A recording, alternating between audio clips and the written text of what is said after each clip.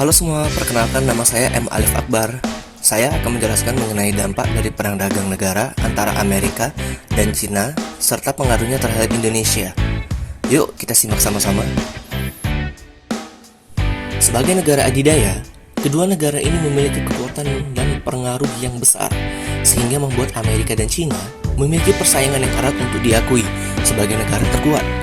Segala tantangan dan hal dilakukan untuk mencapai kepentingan nasional mereka masing-masing. Salah satunya melakukan tekanan dagang, sehingga terjadi persaingan dagang yang ketat dan sudah terjadi sejak lama, dan juga kasus ini seringkali diangkat di dalam dunia internasional. Kedua negara tersebut mulai memanas pada tahun 2018 lalu. Perang dagang tersebut didasari pada terjadinya kenaikan defisit dan begitu juga penurunan di mana Amerika menetapkan bea cukai terhadap impor khususnya dari negara Cina.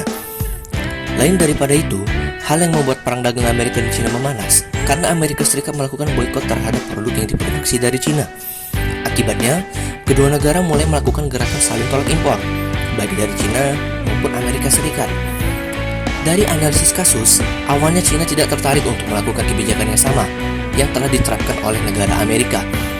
Akan tetapi, dari banyaknya kebijakan yang diterapkan Amerika memberatkan Cina, sehingga Cina membentuk sebuah balasan berupa aturan serta bentuk kebijakan yang sama yang diterapkan oleh Amerika Serikat. Lalu, bagaimana posisi Indonesia dalam perang dagang antara Cina dan Amerika? Indonesia mengalami penghambatan dan ketidakstabilan perekonomian sejak diterapkannya perang dagang yang meningkatkan nilai kenaikan ekspor yang tinggi serta berlakunya sistem proteksi di Amerika menjadikan Indonesia kebingungan untuk memilih bentuk kebijakan selanjutnya. Indonesia mengalami dua faktor dalam terpengaruhnya perang dagang Amerika Serikat dan Cina.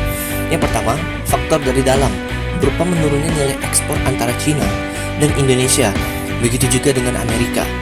Kedua berupa faktor eksternal atau luar, yaitu Cina mulai tertarik berinvestasi jangka panjang di Indonesia, serta mempengaruhi secara langsung politik yang bertujuan agar Indonesia masuk ke dalam Project Belt Road Initiative yang telah dipelopori oleh Cina sendiri.